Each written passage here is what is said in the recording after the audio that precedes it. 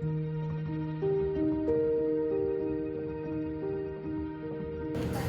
Guys, मेरा नाम आदित्य कुमार है और आप देख रहे हैं अपने YouTube channel the way of success. तो दोस्तों, आज की इस नए वीडियो में हम लोग class 10th AC base in salts का एक्सरसाइज के डिस्कस करें कि ये सारे के सारे क्वेश्चंस इंपॉर्टेंट है, क्योंकि आपको प्रैक्टिस करना पड़ेगा, क्योंकि आप लोग बोर्ड्स में आ गए हो।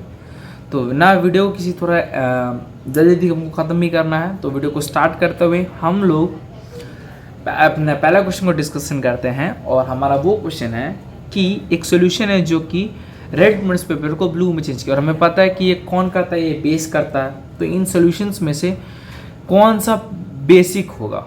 तो एक नहीं होगा, 4 भी नहीं होगा, 5 भी नहीं होगा, क्योंकि पीएच लेवल सबका 7 से कम है। तो 7 से ज़्यादा वाला कौन है? 10। तो option number D is the correct. कह रहा है कि कोई सॉल्यूशन रिएक्ट कर रहा है एग सेल से और वो गैस प्रोड्यूस कर रहा है जो कि लाइम वाटर को मिल्की कर रहा है। तो लाइम वाटर को मिल्की कौन करेगा? CO2, यानी वो गैस क्या प्रोड्यूस होगा? CO2 होगा, जरूर होगा। और एक्स में CO2 का प्रोड्यूस करता है, और एक्स में ऐसा क्या चीज़ है? तो एक्स में है, एक्स किससे बनता है? कैल्शियम कार्बोनेट से। तो अगर कोई एसिडिक सोल्यूशन का कैल्शियम कार्बोनेट या कोई भी मेटल कार्बोनेट के साथ रिएक्शन करता है तो salt, water and carbon dioxide produce होता है। ठीक है, तो यहाँ पे जो रिएक्शन सोल्यूशन होगा वो क्या होगा? जरूर एसिड होगा। तो उसमें एसिड कौन सा है? NaCl नहीं है, LiCl भी नहीं है, लिथियम क्लोराइड भी नहीं है, और पोटासियम क्लोराइड भी नहीं है। तो यहाँ पे HCl is the correct option, option number B. ठीक है, इसमें ये हो गया, इसमें ये हो गया। ठीक है दोस्तों, इसमें ये। तीसरा क्वेश्चन कह रहा है कि यहाँ पे NaOH का 10 ml सोल्यूशन है, जिसको न्यूट्रलाइज करने के लिए 8 ml आपको HCl की जरूरत होती है। फिर यहीं पे लिखा हुआ है कि 20 ml, क्या फिर यहाँ पे लिखा है 20 ml NaOH है ना, जिसको न्यूट्रलाइज करने के लिए आपको कितना ml ऑफ हाइड्रोक्लोरिक एसिड की जरूरत है। तो यहाँ पे 10 था तो 2 घटा के इनको 8 लगाते हैं, यानी 20 है तो 4 घटाएंगे, तो 4 ml 60 ml होगा आंसर। तो option number D is the correct. Next है कि जब हम लोग इनडाइजेशन को ट्रीट करने के लिए हम किस टाइप का मेडिसिन को जरूरत होती है, जैसे कि एंटीबायोटिक, एनालिसिक, एंटासिड और एंटासेप्टिक। तो antacid is the correct option, जो हमने पढ़ चुका है। फिर यहाँ पे वर्ड इक्वेशन से आपको उसको बैलेंस करके रिएक्शन को पूरा कंप्लीट करना है। जैसे कि पहला क्वेश्चन है कि sulphuric acid react with zinc granules, तो H2SO4। पहला क्वेश्चन क्या है, देखिए ध्यान से देखिए। पहला क्या है कि H2SO4 react with Zn, it's produce ZnSO4 plus H2। Balance कर लेगा दोस्तों, अगर बैलेंस नहीं है तो देखते चलिएगा। ठीक है, और नेक्स्ट है हमारा H2SO4 रिएक्ट विथ Mg। ठीक है, ये क्या प्रोड्यूस करेगा? MgSO4। सॉरी, यहाँ पे हाइड्रोक्लोरिक एसिड की बात है, कोई बात नहीं, हम लोग इसको भी बना देते हैं, यानी HCl प्लस Mg। HCl के देखिए, Mg का वैलेंसी 2, ठीक है, क्लोरीन का वैलेंसी 2 है ना, क्लोरीन का वैलेंसी 1, तो एक क्योंकि 2 इलेक्ट्रॉन देगा तो 2 क्लोरीन आएगा प्लस H2। ठीक है, तो यहाँ पे H2 कितना? 2 है, 2 लगा देंगे। ठीक है, बैलेंस हो गया, क्योंकि सेल्फ 2 ये हो गया। तीसरा क्वेश्चन कह रहा है कि सल्फ्यूरिक एसिड रिएक्ट विथ, यानी sulphuric acid H2SO4 react with Al, तो ये क्या देगा? तो यहाँ पे देखिए, देना तो चाहिए, देखिए ये देगा, प्लस हम लोग इसको इला कर देते हैं। एक एल्यूमिनियम का वैलेंसी होता है 3, यानी एल्यूमिनियम देगा 3 इलेक्ट्रॉन, लेकिन सल्फेट का वैलेंसी होता है 2। ठीक है, तो अगर ये 3 देगा तो 2, अगर यहाँ पे अगर सपोज करो तो एक से तो होगा नहीं, तो एल्यूमिनियम की संख्या बढ़ानी पड़ेगी। तो अगर हम 2 एल्यूमिनियम लेते हैं तो टोटल कितने इलेक्ट्रॉन जाएंगे? टोटल इलेक्ट्रॉन जाएंगे 6, और एक सल्फेट कितना लेता है? 2। तो 3 सल्फेट लेंगे, यानी 2 तो 2 6, और ये 3 देगा तो 6। तो यहाँ पे जो एल्यूमिनियम आएगा ना, वो लिखाएगा ऐसे Al2, क्योंकि 2 यहाँ पे लेंगे और एक लेंगे ऐसे। ठीक है, और यहाँ पे एल्यूमिनियम की संख्या कितनी है? 2, तो यहाँ पे लिख देंगे 2। समझ गए दोस्तों? तो इस तरीके से बैलेंस होगा, है ना। लेकिन यहाँ पे एल्यूमिनियम की संख्या कितनी है?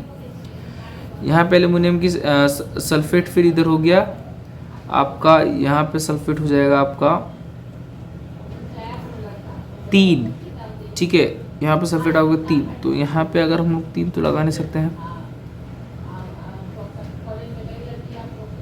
3 लिख दें ऐसे, क्या दोस्तों 3 लिख दें?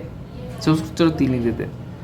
तो ये कितना हो गया? ये 3 हो गया, लेकिन यहाँ पे हाइड्रोजन कितना हो गया? हाइड्रोजन यहाँ पे हो गया 6, तो यहाँ पे भी 3 लगा दो, तो हाइड्रोजन भी 6 हो गया, इधर हाइड्रोजन 6 हो गया, सल्फेट 3 एल्यूमिनियम बैलेंस। ठीक है, इस तरीके से। फिर एक और क्वेश्चन है कि hydrochloric acid react with iron, तो देखो Fe, तो HCl रिएक्ट विथ Fe, ठीक है। तो यहाँ पे क्या हो जाएगा, आयरन का वैलेंसी कितना होता है, आयरन का वैलेंसी 2 होता है शायद, हाँ 2 होता है। तो FeCl2 प्लस H2, यहाँ पे 2 लगा दो। इस तरीके से रिएक्शन होगा, तो आप लोग रिएक्शन को देख लीजिएगा। फिर हम लोग आगे बढ़ते हैं। फिर आगे है कि कुछ क्वेश्चन ऐसे कि compound such as alcohols and glucose contain hydrogen but they do not characterize an acid because, क्योंकि H+N प्रोड्यूस नहीं करते भले उसमें हाइड्रोजन हो, है ना। उसको अगर किसी भी मतलब किसी भी एसिडिक सोल्यूशन के साथ रिएक्शन कर, मतलब समझ रहे हो, अगर इसमें हम लोग बिजली पास करवाएंगे तो H+N प्रोड्यूस नहीं होगा, इसलिए ये एसिड कंसिडर नहीं होते हैं, ठीक है। दूसरा, why does distilled water do not conduct electricity whereas rain does. देखिए, तो डिस्टिल्ड वाटर पूरा प्योर होता है, इसमें कोई सॉल्ट्स नहीं होता। वही रेन वाटर की जो बात हो रही है उसमें ना सॉल्ट्स प्रेजेंट होते हैं। यहाँ पे देखिए क्वेश्चन दिख रहा है, एक 7 नंबर क्वेश्चन कर रहा है कि डिस्टिल्ड वाटर इलेक्ट्रिसिटी कंडक्ट नहीं करते हैं, वही रेन करता है। इसका मेन आंसर है कि जो रेन वाटर है, तो हाँ दोस्तों, तो हम यहाँ पे थे कि डिस्टिल्ड वाटर इलेक्ट्रिसिटी कंडक्ट क्यों नहीं करता है, वही रेन जो वाटर होता है वो इलेक्ट्रिसिटी कंडक्ट क्यों करता है। तो देखिए, रेन वाटर में सॉल्ट्स होते हैं जैसे कि मैग्नीशियम, क्लोरीन, या ये सब अलग अलग प्रकार के कैल्शियम, ये सब सॉल्ट्स होते हैं, इसलिए वो इलेक्ट्रिसिटी कंडक्ट करता है। लेकिन डिस्टिल्ड वाटर एकदम प्योर होता है, उसमें सारे मिनरल सब चीज़ निकाले जाते हैं, इसलिए वो इलेक्ट्रिसिटी कंडक्ट नहीं कर पाता है, ठीक है दोस्तों। आगे बढ़ते हैं कि नेक्स्ट क्वेश्चन ये है कि हमारा 8 नंबर है कि why do acid do not show acidic behaviour in absence of water.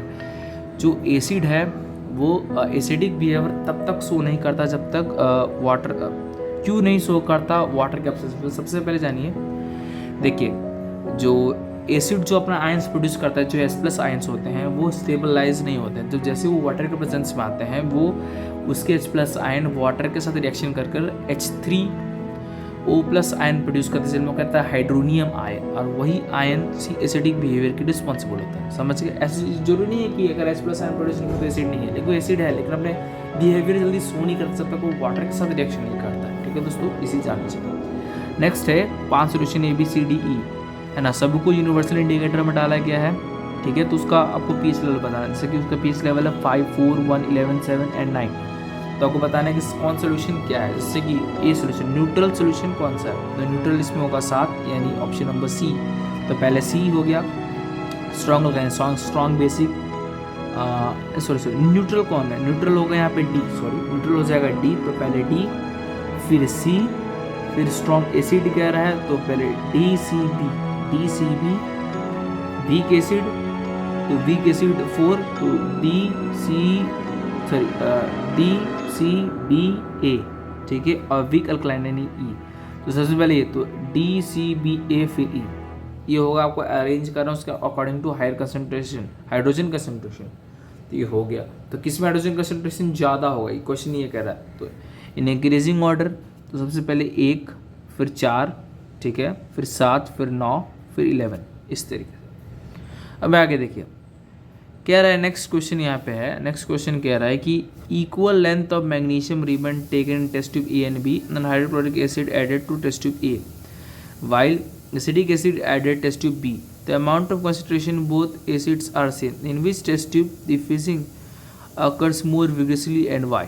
तो देखिए कह रहा है कि 2 इक्वल लेंथ के मैग्नीशियम रिबन ले गए हैं टेस्ट ट्यूब ए में और बी में, और ए सोल्यूशन में HCl डाला गया और बी में एसिटिक एसिड डाला गया, है ना। तो कह रहा है दोनों में हाइड्रोजन कंसंट्रेशन भी इक्वल है। तो कह रहा है कि किस में जो रिएक्शन होगा बहुत तेज होगा और ख़तरनाक होगा और जल्दी होगा। क्यों? देखिए, क्योंकि टेस्ट ट्यूब ए में मोर खतरनाक तरीके से रिएक्शन होगा। उसका मेन रीज़न है क्योंकि HCl जो है वो बहुत ही डेंजरस एसिडिक है, स्ट्रॉन्ग एसिडिक है ना।